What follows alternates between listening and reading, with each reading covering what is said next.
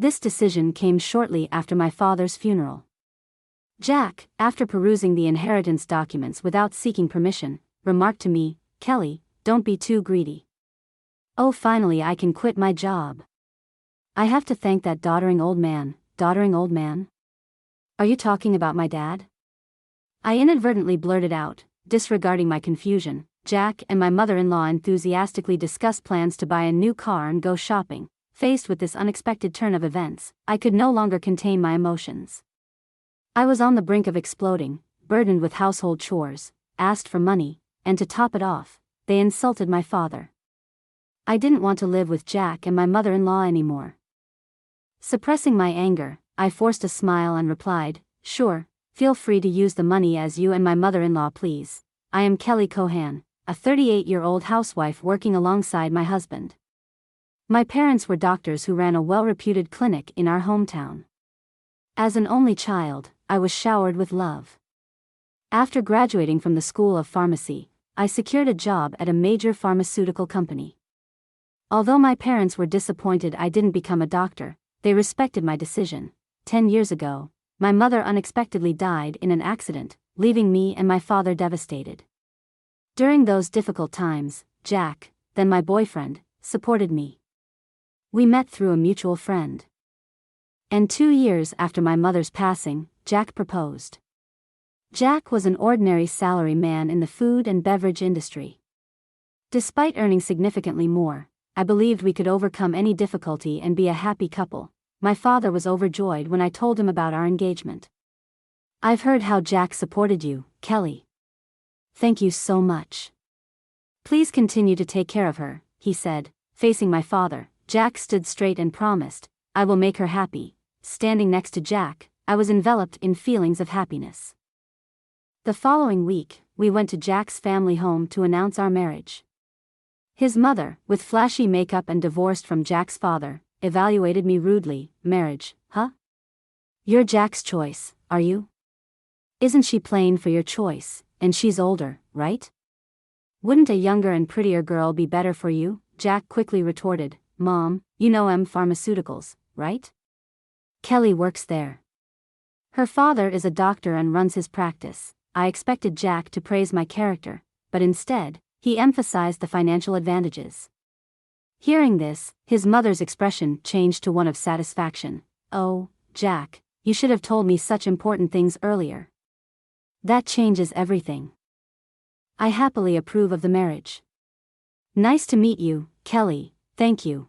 After gaining approval for our marriage from Jack's mother, Jack was overjoyed. However, I couldn't shake off a sense of unease despite things going smoothly in our decision to get married.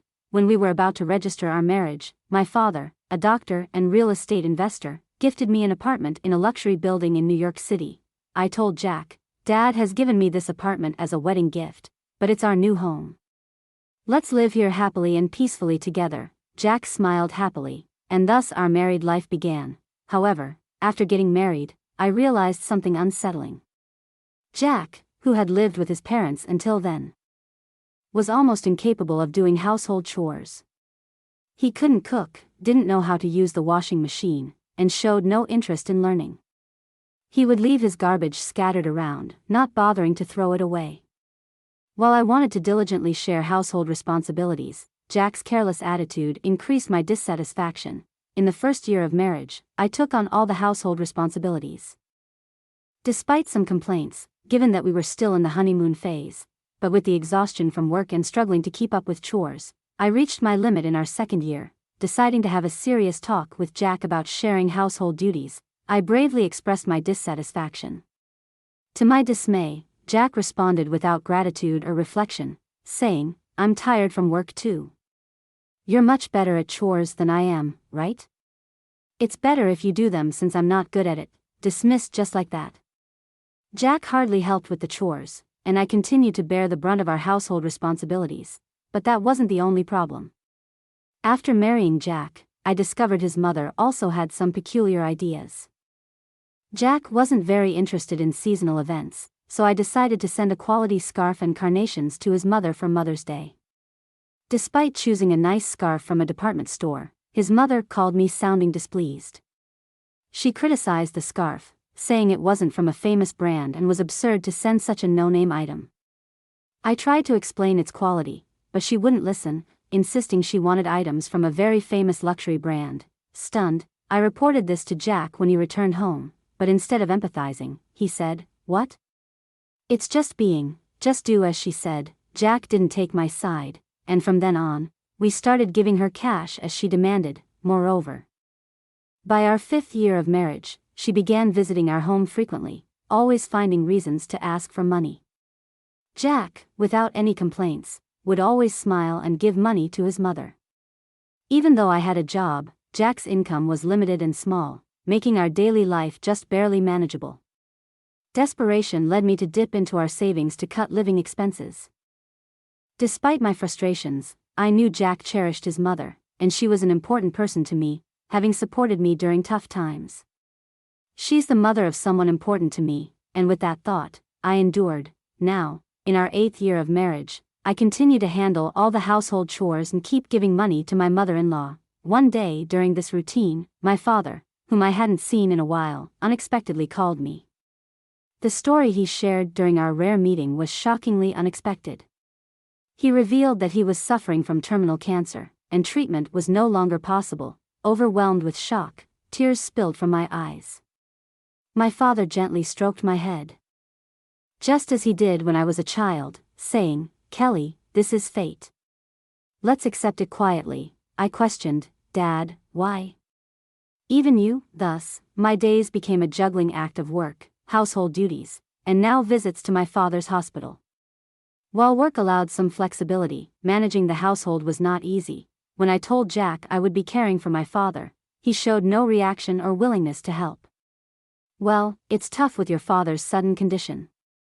Please do your best," was the only thing Jack said.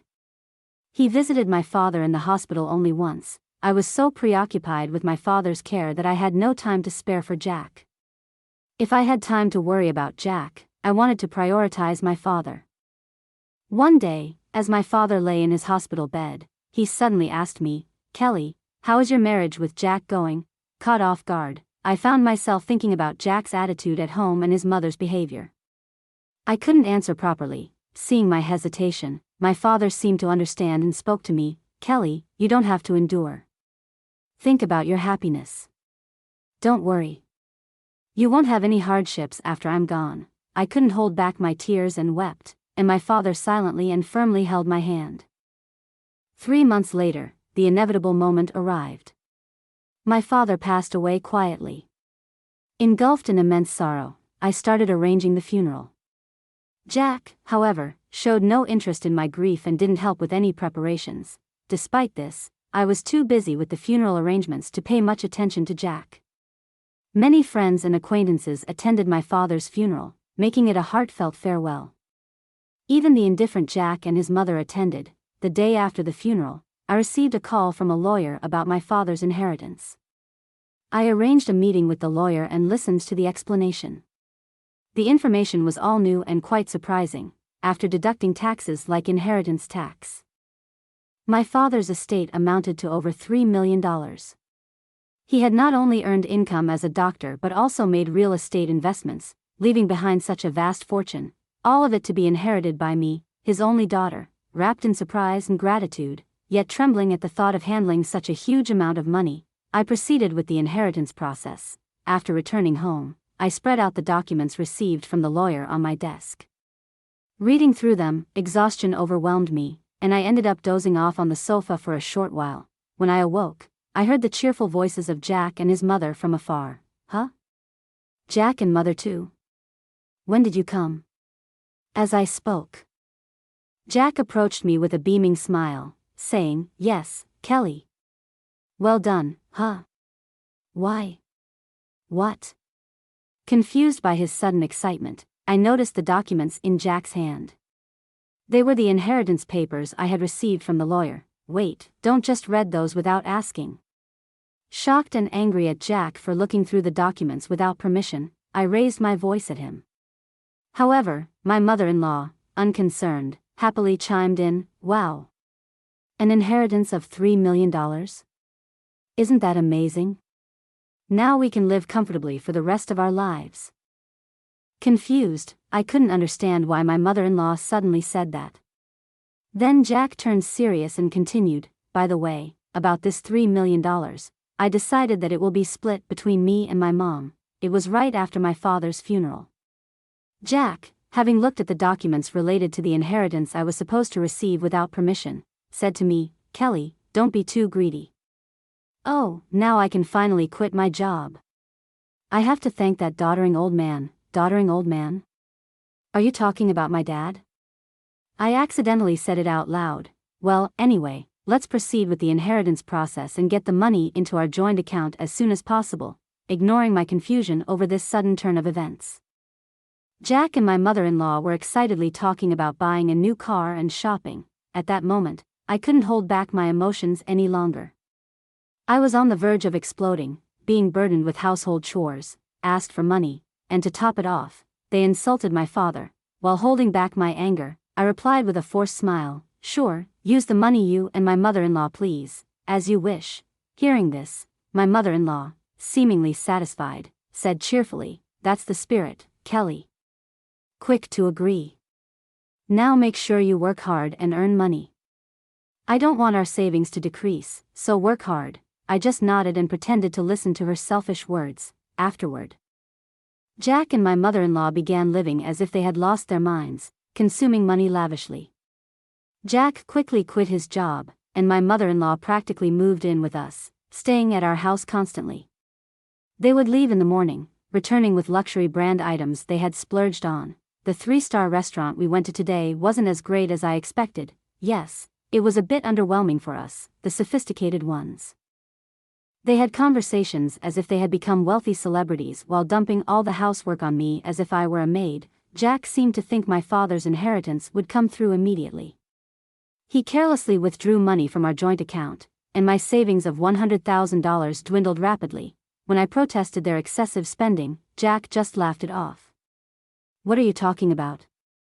Isn't $3 million coming soon? Then this kind of spending is no big deal. I warned him, I've already stopped it, but Jack completely ignored me. Then, a month later, Jack and my mother-in-law suddenly left for a trip to Hawaii. I wasn't invited and was left alone at home, after seeing them off. I decided to take action. About a week later, while I was relaxing at home, I heard a loud knock on the door. Wondering what was happening, I glanced at the intercom monitor and saw Jack and my mother-in-law, both dressed in aloha shirts, standing at the front door. What do you want? I asked calmly and coldly. With anger, Jack yelled, what are you even talking about? Why won't the door open? Seeing Jack and my mother-in-law confused as to why the door wouldn't open, I confidently answered through the intercom, well, I changed the locks on the door, so of course it won't open. What? Why? Let's talk over this calmly, at the nearby cafe. Please go ahead, I'll join you shortly. I suggested. Jack and his mother, after shouting in front of the entrance, seemingly realized it was futile and soon headed to the cafe. Once I confirmed they had left, I made my way to the cafe. Arriving there, I saw Jack and his mother, who had arrived earlier, waiting in a state of fury. Hey, what's this about? Did you change the locks? Hand over the new keys right now. There's no need for me to give you the new keys. You both need to leave that house, I calmly told Jack and his mother. Facing a visibly angry Jack, I presented a piece of paper. It was a divorce petition I had already filled out. Divorce? You're serious about divorcing me? His mother was equally shocked and bewildered. Kelly, why has it come to this? I spoke quietly to the two who were panicking and flustered. By the way, you've been spending lavishly every day. Are you sure your finances are okay? What? Money? Of course it's fine. Jack retorted vehemently, spitting as he spoke. Your father's inheritance is coming, right? There should still be over $50,000 in our joint account. Look, I'll show you right now. Here it is. Saying this, Jack took out his smartphone and opened the banking app to check the account. At that moment, his expression changed abruptly. What? What's this? Why is the money gone? It was there just the other day. Hearing Jack's words, his mother also hurriedly looked at her phone, her face showing confusion. I revealed the truth to them as they were panicking, not understanding the situation. Of course it's gone. I'm divorcing you, so I moved that $50,000 to my account as part of the property division. What? What do you mean? Jack's face turned to anger for a moment, but then he smirked as if remembering something. Fine, I'll divorce you. Then transfer the inheritance you got from your dad right away. After all, property acquired during the marriage is split half and half in a divorce. Right? Well, you might be misunderstanding something, I replied. Why, didn't you know? The inheritance I received, even though it was during our marriage, doesn't count for property division. There was a moment of silence between us. Then Jack and his mother's expressions changed drastically. Perhaps they truly believed they would receive part of my inheritance. I was just astonished and could only sigh in disbelief. No, that can't be true. That's impossible. Her face turned red with a mix of denial and anger. Please check for yourself, I said mockingly. Jack started frantically searching on his smartphone. It says here, property inherited by one spouse from a parent is considered separate property. Therefore, it's not subject to division and can't be split between the spouses. What? Seriously? His mother too looked at the screen in shock. Then Jack approached me, pleading desperately. Kelly, please don't divorce me. I have no savings and no job. How am I supposed to live if you divorce me? Faced with Jack's wail, I spoke to him clearly and firmly. What are you talking about? Take responsibility for your actions. I will never forget how you both treated me. I'm divorcing you. I'll go to court if I have to. Intimidated by my fierce demeanor, which they had never seen before, Jack and his mother shrunk back in fear, whimpering softly, leaving the two of them dejected. I walked out of the cafe. Later on, Jack and I were able to go through the divorce proceedings without any issues. The $50,000 I had moved from our joint account was recognized as part of the marital property division. Eventually, I managed to get Jack and his mother out of my house. Jack, having already squandered the money from the property division, found himself penniless. Furthermore, he was overwhelmed with bills from the overseas trip and other expenses he had paid for with his credit card. Quickly sinking into debt, Jack and his mother had to take on even more debt to make these payments, and they now live in a rundown apartment, working tirelessly every day to pay off their debts. The stark contrast to their former lavish lifestyle has been a huge shock for them. On the other hand, I sold the condo I used to share with Jack. I then moved into the apartment that used to belong to my father.